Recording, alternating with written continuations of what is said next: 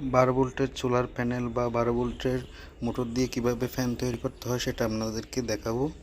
এখন আমি একটা 12 ভোল্ট ডিসি মোটর এবং একটা 60 ওয়াটের সোলার প্যানেল দিয়ে এই ফ্যানটা চালাচ্ছি।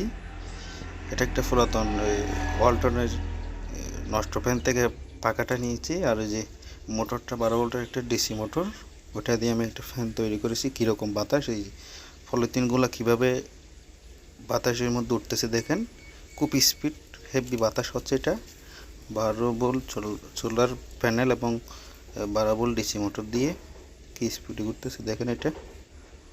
এটা তৈরি এরকম একটা ক্যাপাসিটার আর 4টা ডায়োড লাগবে, যাতে আপনি কানেকশন যদি উল্টা করেন, এই যে ফ্যানের কানেকশন লালার জায়গায় কালা দেন, তাহলেও সঠিকভাবে ঘুরবে। যদি ডায়োড আর ক্যাপাসিটারটা লাগান শক্তি দেখতে পারবে।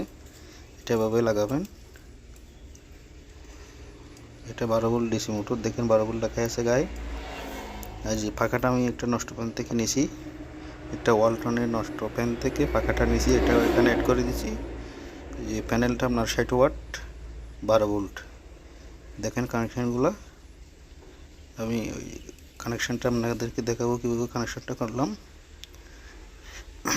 আমার কাছে তার না থাকার কারণে মাল্টিপ্লাগটা ইউজ করলাম। মাল্টিপ্লাগের তার দিয়ে এটা চালাই দেখালাম আর কি। এই যে দেখেন কানেকশানগুলো, মাল্টিপ্লাগের এক মাথায় এটা অ্যাড করে দিলাম। এই যে প্যানেলের ওয়াটটা দেখেন, আপনি প্যানেলের ওয়াটটা এখন দেখাবো। এটা দেখেন 60 ওয়াট সোলার প্যানেলটা, ওয়াটটাও দেখিয়ে দিলাম। এটা একদম, এটা অবশ্য এক ভিডিও না, এটা আমার এই গরমে বিদ্যুৎ থাকে না, বিদ্যুতের প্রয়োজন নেই, বিদ্যুৎ ছাড়া এই ফ্যানটা যে কোনো কেউ তৈরি করে চালাতে পারেন। এখন গরমের দিনে কারেন্ট থাকে না।